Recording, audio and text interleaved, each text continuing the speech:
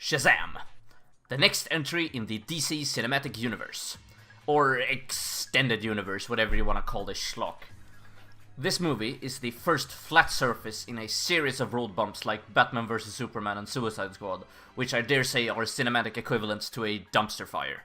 Shazam, on the other hand, was a fun ride. It keeps its scale relatively small, which I like.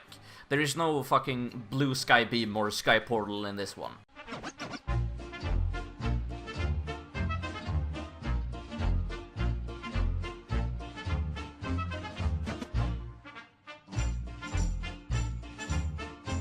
So what's the movie about?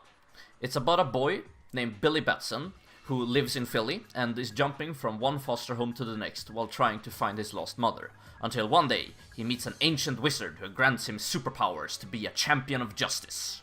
So the premise is basically, what would a small boy do if he had superhuman powers? The movie knows how to have fun with this concept, but at the same time keep it very real and close to heart. And the movie's overall theme is family, that it's important to stick with the people who back you up, etc. And Billy is a really enjoyable protagonist.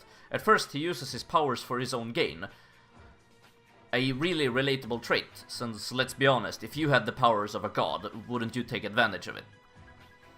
Billy's best friend, Freddy, is a real driving point of this movie. He knows a lot of stuff about superheroes, so it's up to him to coach and test Billy's powers. Again, a really relatable trait. And he and Billy Shazam really hit it off. They have great chemistry together. One of the best matchups I've seen recently, at least.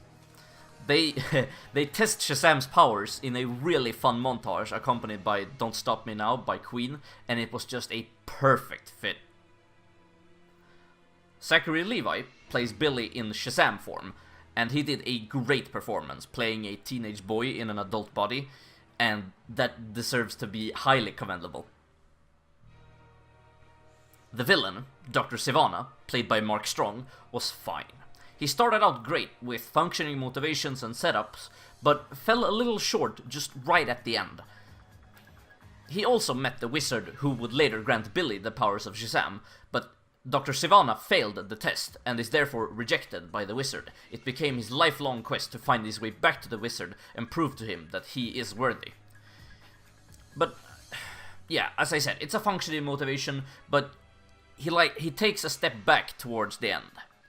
But he serves his purpose of pushing the main character in the hero direction, so he gets a plus from me. He was a fine villain. I went into this movie hoping it would outperform Captain Marvel, mostly because of the reasons listed in my review of that movie. And in my opinion, it did.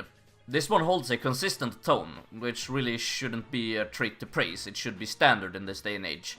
But it doesn't jump around as much as many other superhero movies these days, and I feel like that's a trait worth commending anyway.